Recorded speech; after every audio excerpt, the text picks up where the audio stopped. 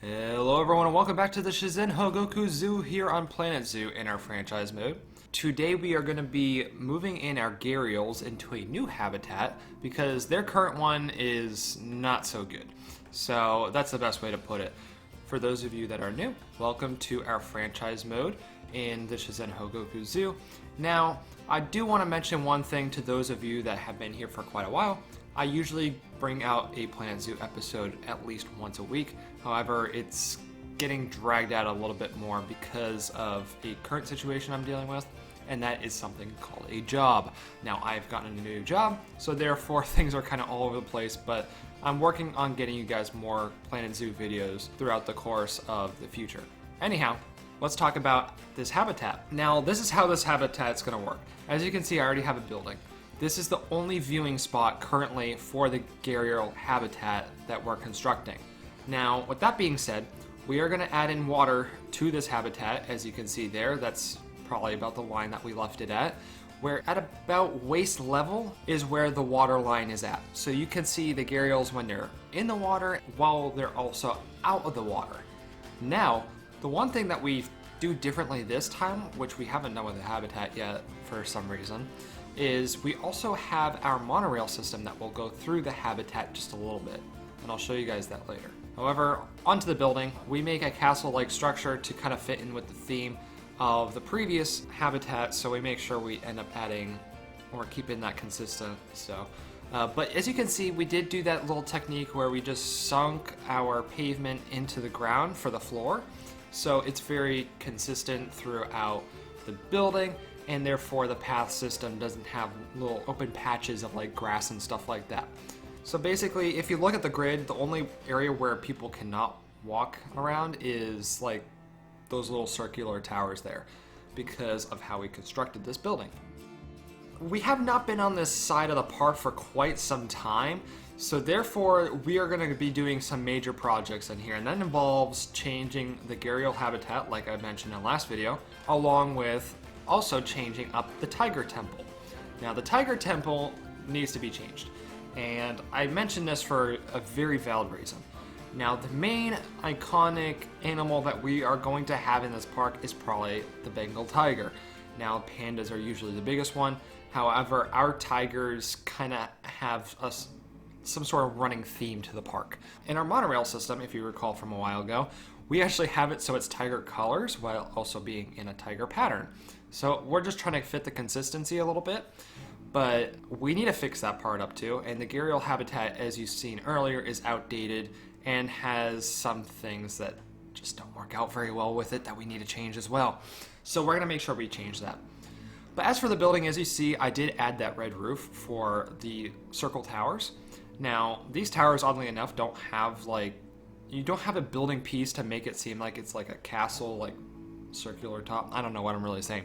I don't know the correct terminology, but basically the gray roofing did not have a circular roof piece, so we ended up just using the red clay. We'll actually end up changing the rest of the roof to red later on. Now, as you can see here, we already have a border for our habitat for our Gharials, so it's going to be very easy for us to construct through here. Now, this habitat is very big for the Gharials. The Gharials only need around 300 square meters at most, and I'm pretty sure this is at least 1,000. So therefore, we're really going to give them enough room, and they are confident with humans, so we could give them a smaller room. But I keep making the mistake with a lot of animals and just giving them a little bit of like no room, so I really wanted to change that around. And for those of you that don't know, I don't know if I really mentioned it too much, but we do have red pandas and we have pangolins in the zoo. Those are the ones that are shy, and those are the ones that already need habitat replacements because I didn't really consider them to be shy. Which, I don't know why I do this, but usually for smaller animals that are shy, I never give them enough room, or I always just give our guests too much room to look at them from. So we gotta fix that up as well. So welcome to managing a zoo. This is our franchise mode, so we do need to make sure we make money, but we also need to make sure that our animals are happy, and we have to kind of balance that out. So you may have seen that we actually added in a concrete wall for our barrier. Now that concrete wall does extend a little bit outwards in the relation of the building. So we actually use that concrete because we need to make sure that our water line is actually operational, and you can actually place water in there properly, which is why we have the water there. Now all the glass pieces to this building are actually our barrier. So we didn't add in those glass pieces that is given to us in the construction panel. We did it from the barrier panel. So therefore that's why we have the water that goes right up against this building. We cover the concrete with rock, and when we did this, we made sure that it made it look like it was a natural blend. So therefore the water looks like it just kind of goes up against some rock in a building. You don't really when you look at it, you don't say, oh, there's a barrier right there, and you don't consider the barrier, or you don't consider the building as a barrier type thing. It's easy on the eyes, and you don't have all this concrete wall everywhere. Now we did end up surrounding most of this habitat with rock walls, and we did this mainly because we wanted to make it seem like it was a very man-made barrier, but yet kind of made it look like it was part of the zoo type thing. Now in many zoos, they do show like concrete barriers, those chain link fences and that type of stuff. However, with more advanced habitats, they actually end up putting in this fake rock structure that's actually just made out of concrete and like mesh and stuff like that. So we kind of try to mimic that in a certain way. Moving on, we do have a awesome entrance that we need to put in, and that's for our staff, by the way. We do end up adding in this awesome entrance, and I get the shape down, and the shape is a little bit weird because it's not something that I've done yet. But in most of the habitats already, you can already see the entrance door for the people that are staff members. So therefore, if you're looking as a guest inside one of these habitats from one of the regular viewing areas, you should not be able to just see the entrance door of which our keepers walk through. So therefore, I kind of did it at this weird angle, and I thought it made sense. So therefore, I just kind of stuck with it. Now the way that we do it is we add in the keeper's hut to this certain spot. It looks really messy at first. I know it does look messy, but it's amazing how we transform this whole entire area. So it's about a 3x1 square meter structure. So I'm not quite sure the best way to put that. So basically it's a 4x12 in meters. The keeper's hut is a 4x4. So therefore we just actually end up extending it into a rectangle. So it just kind of fits in with the barrier properly, because the barrier does have to go through the building, sorta. So you don't want it so the animals can get out in between the keeper's hut and the actual barrier itself. It's just a little bit of a tricky situation is really what it comes down to. Now the building isn't that much special. I did use a little bit of like 3D technique type little weird things, but other than that, it's just a regular looking building with a nice little roof to it and a lot of wooden pillars. So nothing too exciting there. Simple keeper's hut, and we end up editing it a little bit later just to make it seem like it's a little bit more natural in its habitat, or should I say it just kind of blends in a little bit easier. Not so much more natural, it's obviously not natural, but make it blend in is the most important part, is what I should say. Now moving on to our staff entrance here for our little area here, whatever you want to call it. So as you may recall, a while ago I was actually constructing the monorail station, getting that all set up, and we have this path here that I said we were going to move. I didn't really have to move it for this habitat, but we may replace that old Gharial habitat soon. As you can see, it's already partially demolished because I moved them all out of there. But basically what happens is that we try to flesh it up the best we can and try to make it fit in properly.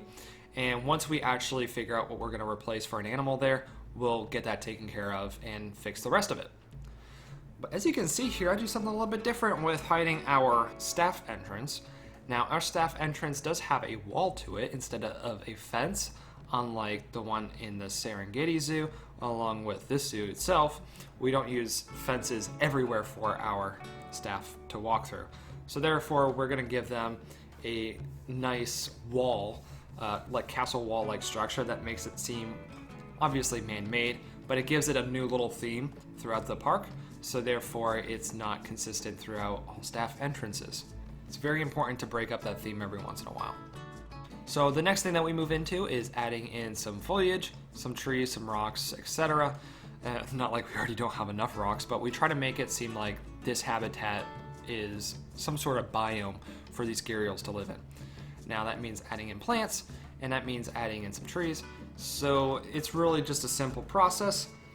So we do have some nice little open areas for them, but what I ended up deciding to do is taking some things from the old habitat and bring them in. So like a nice little hard shelter pavilion for them, which used to be for viewing. We actually repurposed it and brought it in here, so the Gharials, if they needed a hard shelter, they just go underneath that. Now I don't know if they really need hard shelter at all because they're, you know, crocodile-like creatures, but we ended up giving it to them anyway just in case. Not to mention it looks pretty cozy, but it's kind of weird when you give cozy things to reptiles. Jumping forward here, we did do a lot throughout the process. We ended up adding in all the little things we needed to and fixing that all up. Now we just had to make sure that all our utilities added up, and we did fix up the monorail. I actually did bring over that little undercarriage part for the monorail over our habitat, so like things wouldn't fall on our Gharials and get in the habitat type thing. So we made sure we added that in so it makes it seem like we have a little bit more functionality to our zoo. And once we brought in our Gharials, we seemed to hit all things. I think I only forgot like one thing, which was like a blood pumpkin because they need some sort of food enrichment. But other than that, everything else was really set out here for the habitat except for some of the coloring. I'm gonna let this play out a little bit because I want you guys to see basically how this habitat turns into its unique color along with its design. But other than that, just to go over a few last things, let me know if you guys want to see any sort of animal in the zoo. That's really important, so leave me a suggestion down below. Let me know what you think we can fix about this habitat or with this building. We're actually going to go in here and take a look at the building soon because I think I forgot to put things in there. So, but once we go through that, it's just simple things, so I'm not going to really explain my thinking through that. But basically, toward the front of the building, we didn't add in any sort of sign saying like, ooh, Gharial house or, you know, viewing pavilion or something like that. We didn't make any sort of special entrance to this building because it's all dirt right now. I think off the screen I actually just put down some foliage by the pathways, but I didn't add in any like wooden curbs or anything like that because I'm not quite sure if we should be adding habitats on the other side of this path or if we should make this the edge of our park.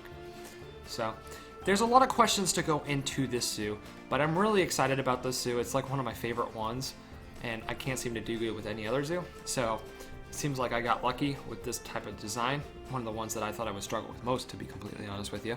But that's where I'm going to leave it today. Suggestions, put them down below. Like this video if you want to help out the channel. I would highly appreciate it. Subscribe if you haven't subscribed already.